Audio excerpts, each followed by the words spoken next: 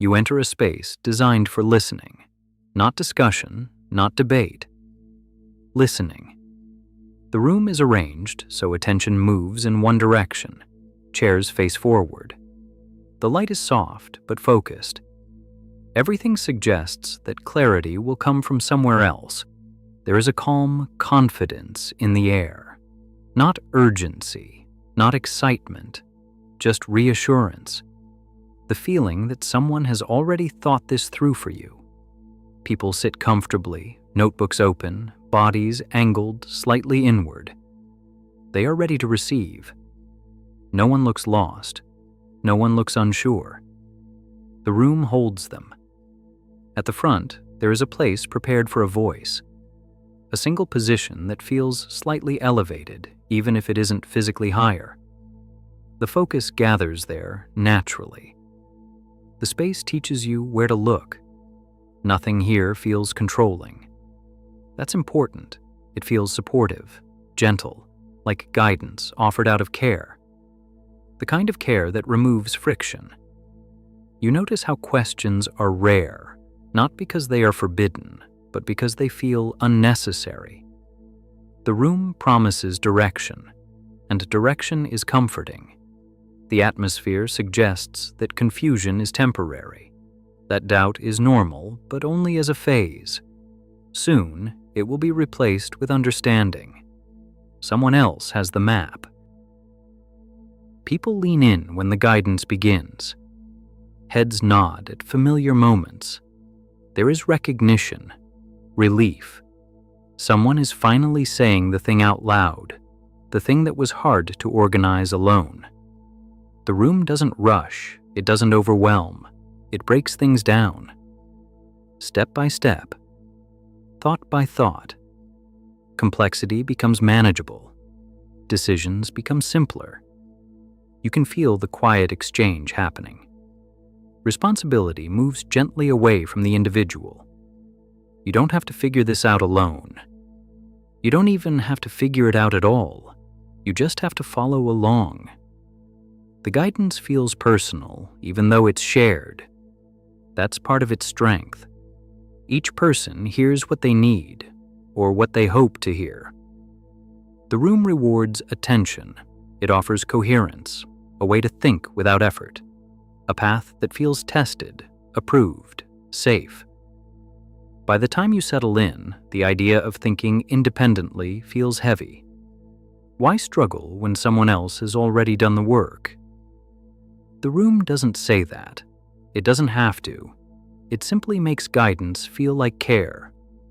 And once care feels present, replacing your own thinking no longer feels like loss. It feels like relief. This is where Jung would look at what guidance quietly replaces.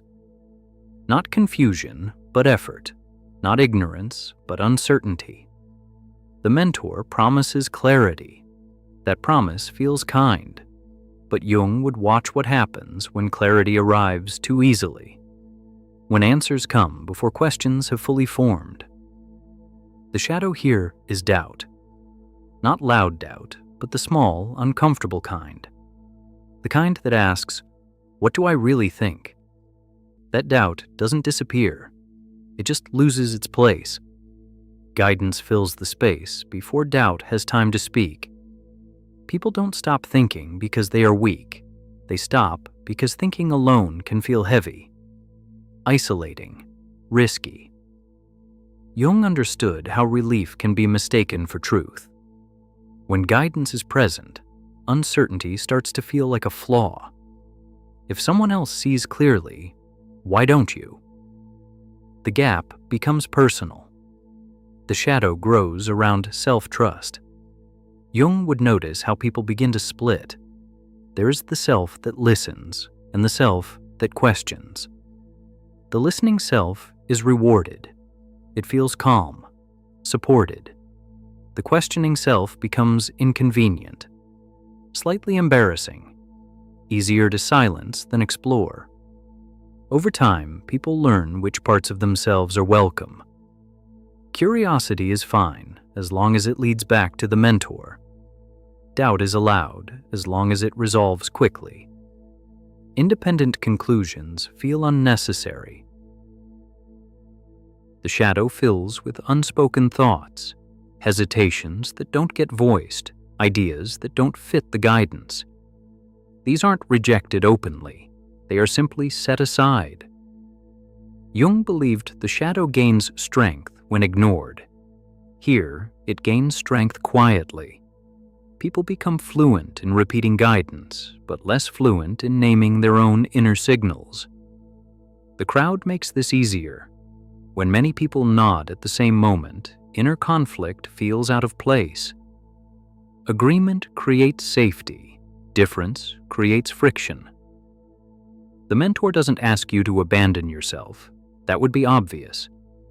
Instead, the mentor offers to carry the burden of thinking with you, or for you.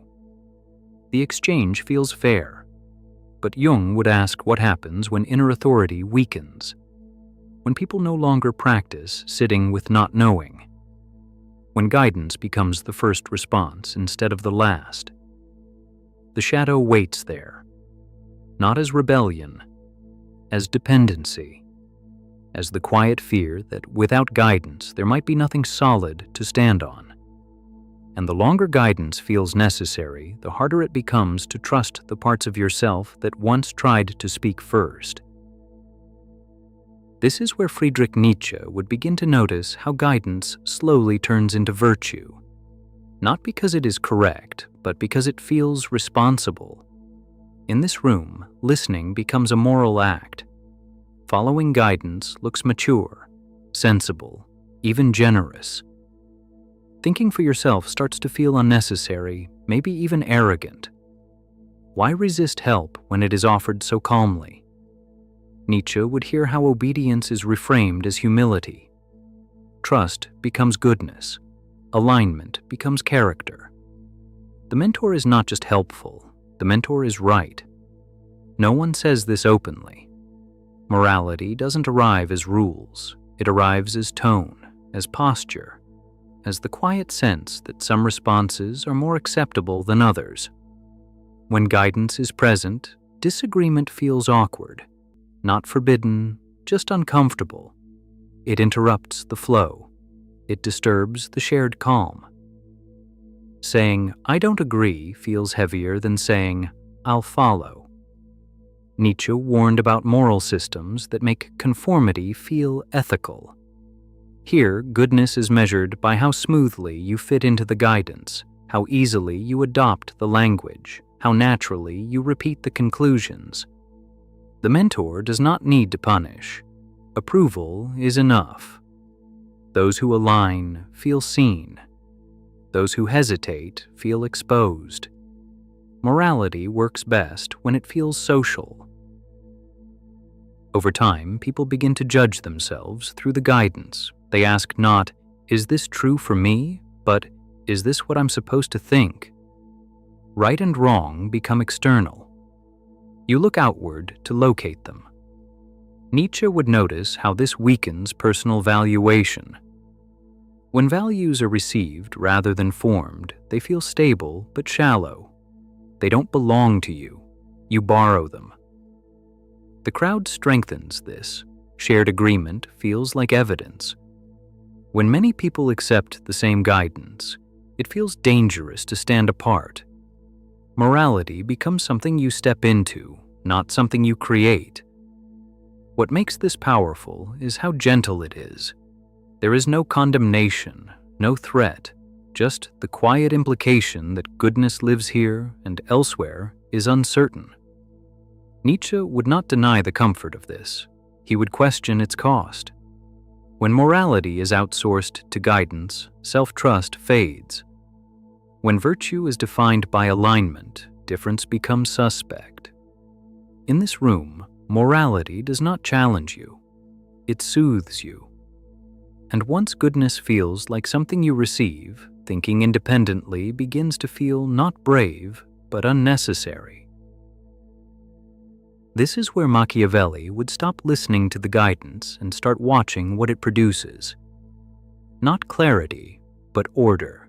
Not understanding, but direction. Guidance is efficient When people trust a mentor, decisions accelerate. Doubt slows systems down. Guidance removes friction. Machiavelli would recognize this immediately. Power here does not sit in commands, it sits in framing. The mentor defines the problem before anyone else does. Once the problem is defined, the solution feels obvious. Power doesn't need to force agreement, it arranges it. Machiavelli would notice how authority becomes portable. You don't need the mentor present all the time. Once the guidance is internalized, people carry it with them. They correct themselves, they anticipate approval. Control becomes decentralized. The structure benefits quietly. When thinking is replaced with guidance, resistance softens. Questions become requests.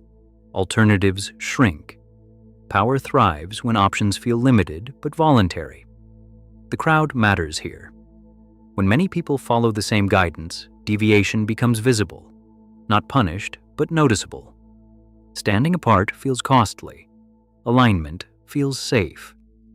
Power works best when it doesn't have to react. Machiavelli would also notice how responsibility moves. Outcomes, good or bad, feel personal. You followed the guidance, you trusted the process.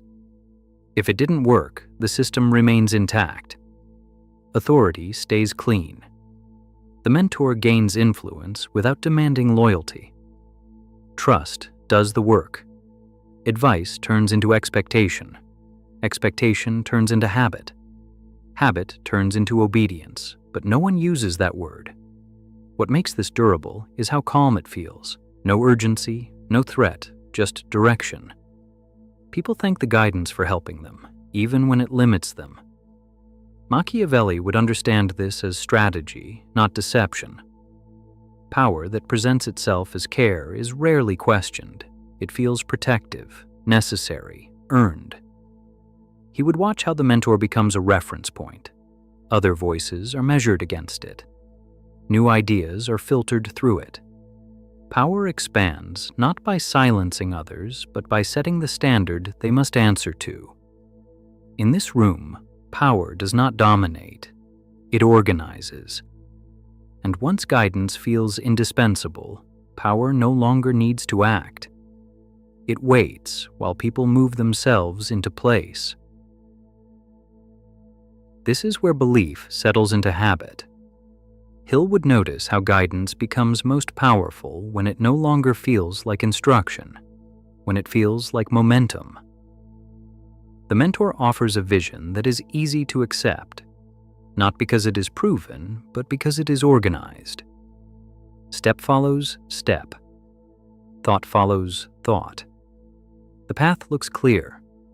Belief grows fastest when uncertainty is removed before it has time to ask questions. Hill believed people act on what they can imagine clearly. The mentor does that work for them. You don't picture your own way forward.